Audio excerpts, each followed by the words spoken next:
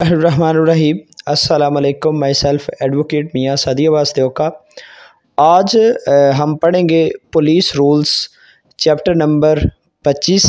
उसका जो rule number 1 से लेकर 5 तक हम रूल्स पढ़ेंगे। ठीक है, आगे एक स्लाइड शो चल पड़ेगी, वहाँ पर मैं आपको जो है ना पुलिस रूल्स वो आपको समझाता हूँ, साथ साथ में हम पढ़ते भी जाएंगे और साथ साथ में आपको समझाता भी जाऊँगा। तो आए पढ़ते हैं पुलिस रूल्स चैप्टर नंबर 25, उसका जो रूल नंबर 1 से लेकर 5 तक। आए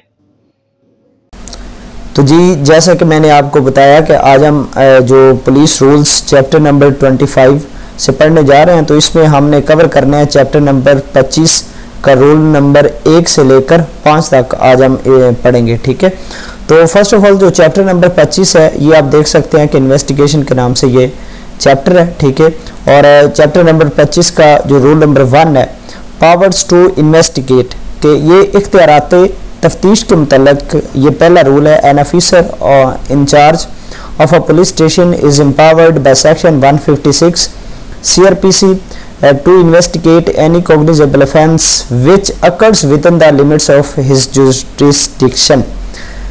ये कहता है कि जो सेक्शन 156 है उसके तहत जो ज़ाब्ता फौजदारी कोड ऑफ क्रिमिनल प्रोसीजर 1898 का जो सेक्शन है 156, उसके तहत एक पुलिस ऑफिसर इंचार्ज के पास एम्पावर होती है, उसके पास इख्तियारात होते हैं कि वो किसी भी कॉग्निजेबल केस की जो इन्वेस्टिगेशन है वो कर सकता है अपने मुतलका थाने की हदूद के अंदर। ठीक है, उसके बाद जो सब रूल 2 है, he is also empowered under section 157(1) CRPC to depute a subordinate to proceed to the spot, investigate the facts and circumstances of the case, and if necessary to take measures for the discovery and arrest of the offender।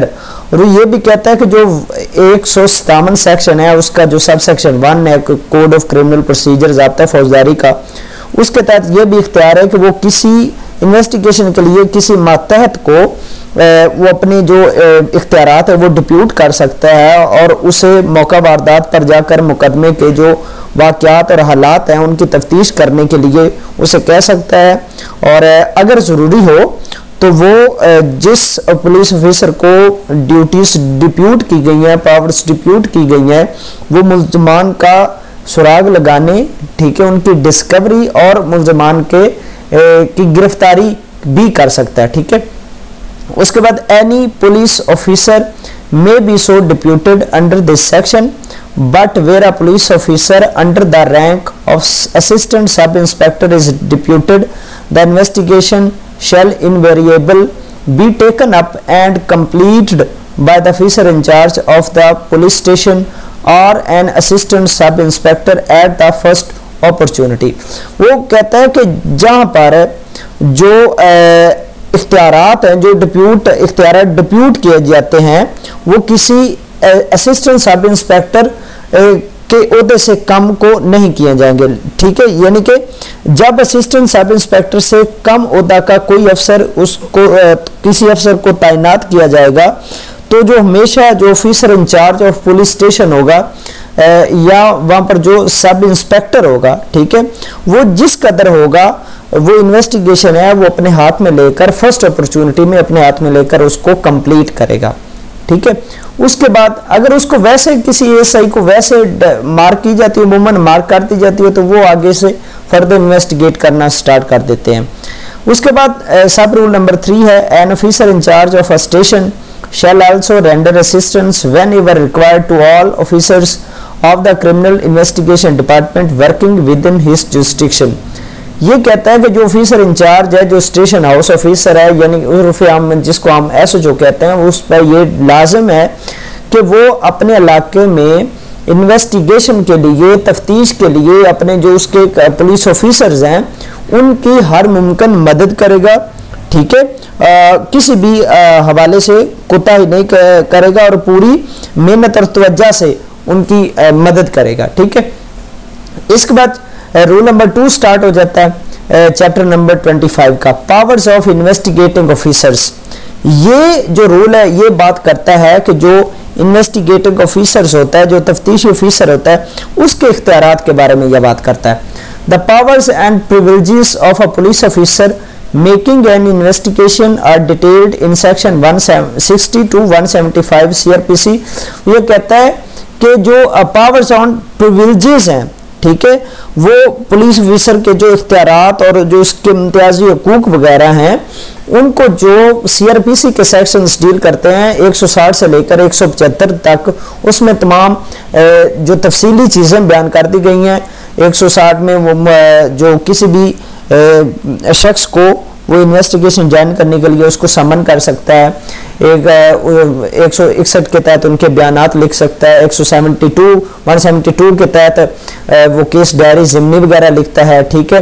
और आगे further 173 के तहत वो FIR जो चालान है वो report, उसकी report तैयार करता है, यानी कि चालान तैयार करता है, ठीक है। आगे फर्दर शो चलते जाते हैं। उसके बाद कहता है जी, an officer so making an investigation shall invariably issue an order in writing in form 25.1 to 1 to any person summoned to attend such investigation and shall endorse on the copy of the order retained by the person so summoned the date and time of his arrival at and the date and time of his departure from the place to which he is summoned। वो ये कहता है कि जो police officer है वो तकमील तफ्तीश के लिए किसी भी शख्स को तहरीरी हुक्मनामा जारी कर सकता है, जो कि एक फॉर्म इस चैप्टर नंबर 25 के आप लास्ट पर देखेंगे ना, तो एक फॉर्म है 160 का, ठीक है। 160 दफ़ा के तहत एक फॉर्म दिया गया है, एक समन दिया गया है, जिसके तहत कोई भी पुलिस ऑफिसर किसी भी शख्स को तफ्तीश के लिए थाने में बुलवा सकता है और उस पर वो जाए मुकाम लिखेगा कि उस शख्स ने किस जगह पर आना है, कितने बजे आना है, कितने टाइम आना, और जब वो वहाँ से जाता है तो उसकी भी वो टाइम एंड डेट और डिपार्चर की टाइम एंड डेट भी वो लिखता है, ठीक है। और उस जगह को भी वो मेंशन करता है जिस जगह पर उसको बुलवाकर उसको शामिल तफ्तीश करना होता है। The duplicate of the order shall be attach to the case diary, और उसी नोटिस और समन की जो डुप्लीकेट कॉपी है वो ज़िमनी के साथ अटैच कर दी जाएगी, shall be attach to the case diary, ठीक है। उसके बाद सब रूल 2 है, no avoidable trouble shall be given to any person from whom enquiries are made and no person shall be unnecessarily detained. वो ये कहता है कि आप तफ्तीश के दौरान किसी भी शख्स को इंक्वायरी के लिए उसको आप जो है ना ट्रबल में नहीं डाल सकते, उसको आप मुश्किलात उसको आप तंग नहीं कर सकते, ठीक है। उसको आप गैर कानूनी तौर पर उसको आप बिला ज़रूरत थाने में रोक नहीं सकते या उस जगह पर बाउंड नहीं कर सकते, उसको कोई काबिल एतराज़ तकलीफ नहीं दे सकते, ठीक है।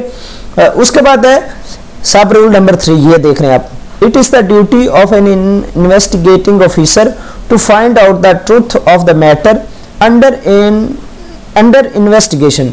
वो कहता है कि ये इन्वेस्टिगेटिंग ऑफिसर, ये तफ्तीशी की ड्यूटी है कि वो जिस मामले की तफ्तीश चल रही है उसकी हकीकत और असलियत को दरियाफ्त करे, ठीक है। ट्रूनेस है, जो सच्चाई है वो सामने लाए।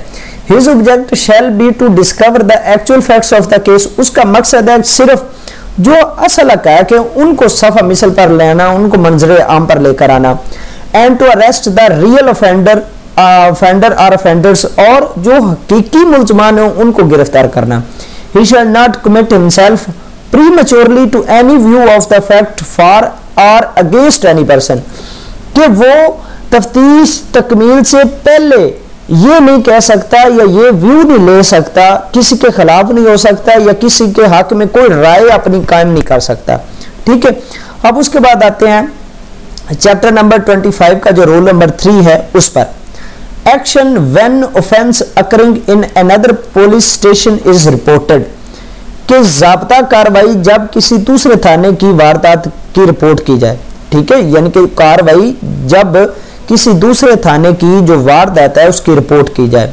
इसमें क्या होता है, when the occurrence of a cognizable offence in another police station jurisdiction is reported, कि जब किसी दूसरे थाने के दूध का वाकया इस पुलिस स्टेशन में रिपोर्ट किया जाए, फिर क्या करना है, the fact shall be recorded, उस फैक्ट को रिकॉर्ड करना आपने।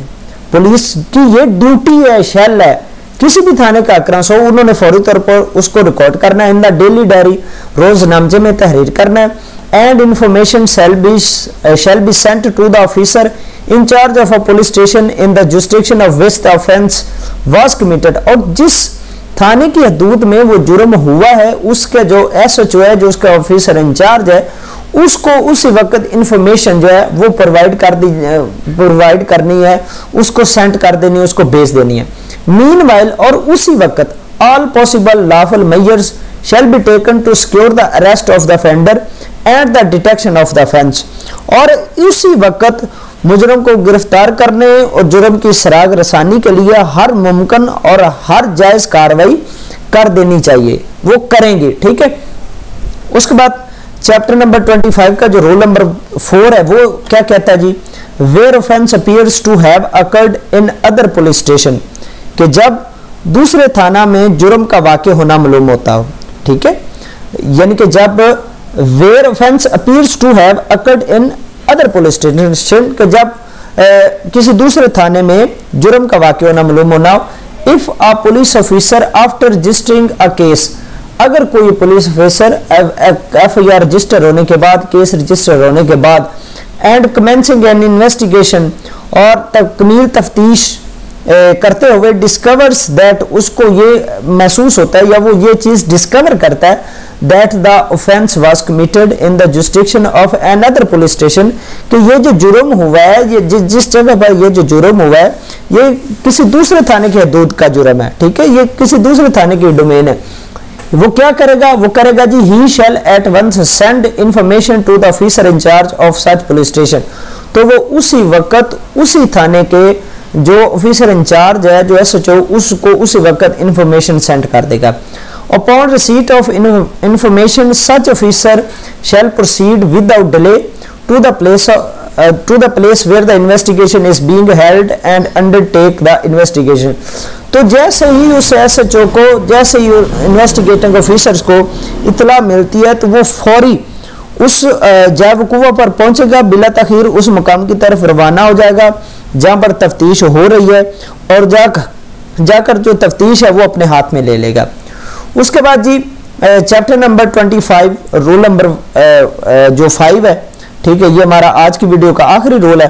तो वो कहता है जी, डिस्प्यूट्स एज टू जुरिसडिक्शन, इलाका इख्तियार की बाबत अगर कोई तनाज़ा आ जाता है, यानी कि अगर कोई किसी ऐसी जगह पर अक्रंस होता है कि जो डिसाइड नहीं कर पाते कि ये कौन सी हदूद में ये आता है, जो किस थाने में FIR होनी चाहिए, किस थाने में इन्वेस्टिगेशन होनी चाहिए, तो दोनों थानों की जो पुलिस है वो डिसाइड नहीं कर पाती। तो फिर क्या सूरत हाल बनती है जी, should the officer who is in the summoned to the spot dispute the jurisdiction, both officers shall jointly carry on the investigation under the orders of the senior officer।